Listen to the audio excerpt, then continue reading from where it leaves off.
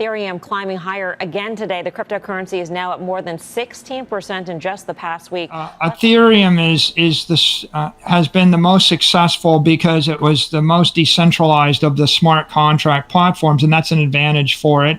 Ether has a better shot at becoming a real commodity than Bitcoin. He says the Ether is an engine that helps drive blockchain transactions, while Bitcoin is purely speculative and lacks an endgame. Both got crushed yesterday.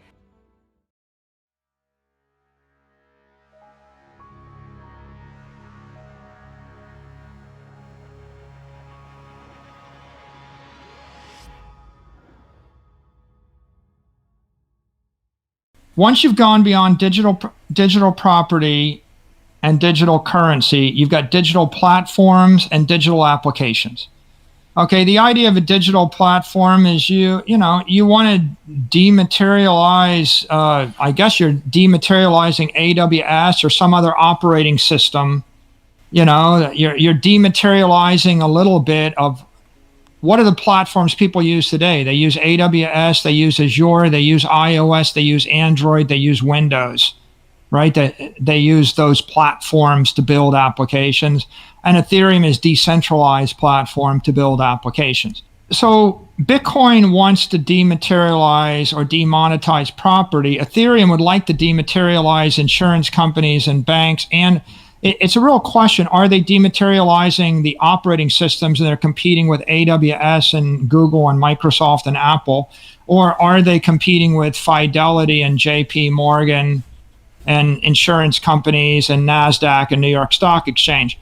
You could say the platform is competing with raw technology and the big tech companies.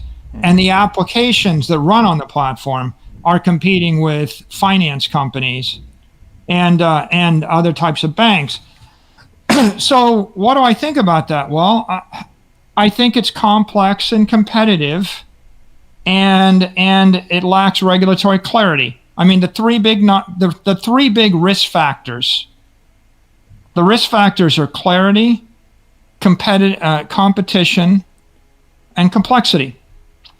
It's a lot more complex to create a decentralized exchange, right?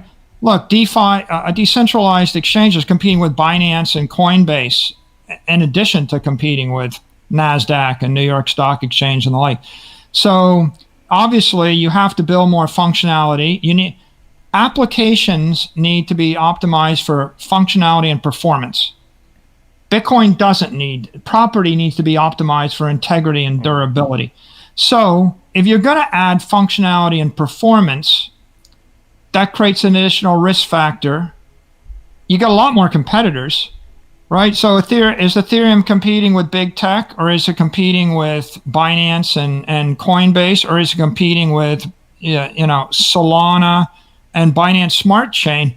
I mean, or is it competing with Cardano?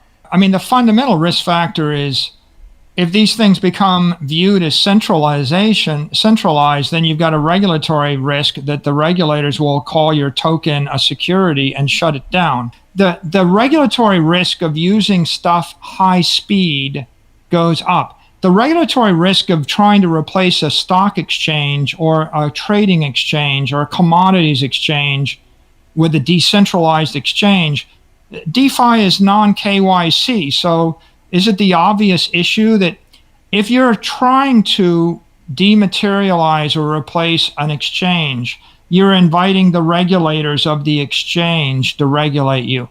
So the CFTC will have an interest if you're actually trading commodities. If all of these things are deemed as, have you noticed what's going on right now? If what they'll say is, we're not regulating spot market ETH and spot market Bitcoin because there's a general consensus that ETH 1.0 and Bitcoin are property, and it has not been overturned, okay? Right. That's about the only regulatory consensus in the world. There isn't consensus about the definition of a security token versus a commodity token. And certainly there's a lot of resistance to trading in futures and derivatives of these underlying commodities. So if you're actually creating something, we have centralized exchanges right now, centralized exchanges that are trading derivatives of commodities, and they're getting regulatory heat. right? We don't have to talk about it, but you can see it. Now, if you have a decentralized exchange that also trades, potentially trades commodities without KYC AML, which is the whole point of these things, then they're also going to get heat. So here's the way I would break it down. I would say if you have a bucket of capital that you want to invest conservatively for a decade or longer, you would buy digital property.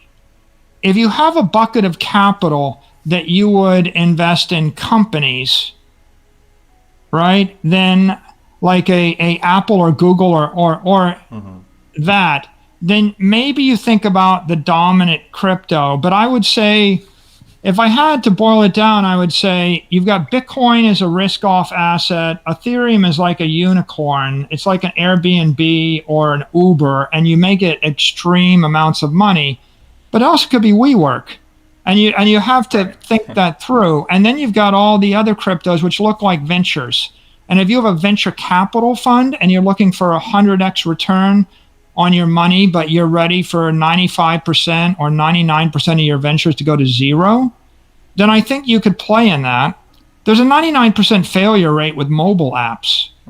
There's a 99% failure rate with most ventures. And so I think most of the cryptos, you're speculating, it's either a gamble or it's a venture. I think that Ethereum has been the most successful because it was the most decentralized of the smart contract platforms, and that's an advantage for it. But there's just a lot of complexity, a lot of uncertainty, like what happens between ETH 1.0 and 2.0? When will that happen? And the problem with the ambition is you're inviting insurance regulators, commodity regulators, securities regulators, intellectual property regulators, and money transfer and banking regulators all into your world as you pursue ambitions. And the less ambitious you are, the least ambitious you are, the less you invite that scrutiny. So if your use case is, I'm just going to buy $1 billion worth of something and put it in a regulated custodian and not touch it for 100 years, you can probably jump through the KYC AML hoops, and you don't actually touch on the issue of futures trading and regulatory arbitrage. And of course, the likelihood that you're going to do a flash loan trade and lose your money goes way down if you're sitting in cold storage. So I think that the right answer to this is you got to figure out what your risk profile is. If you say, if you define the world as the only thing I'll ever invest in is crypto and I need to be diversified, I think you might be taking too much risk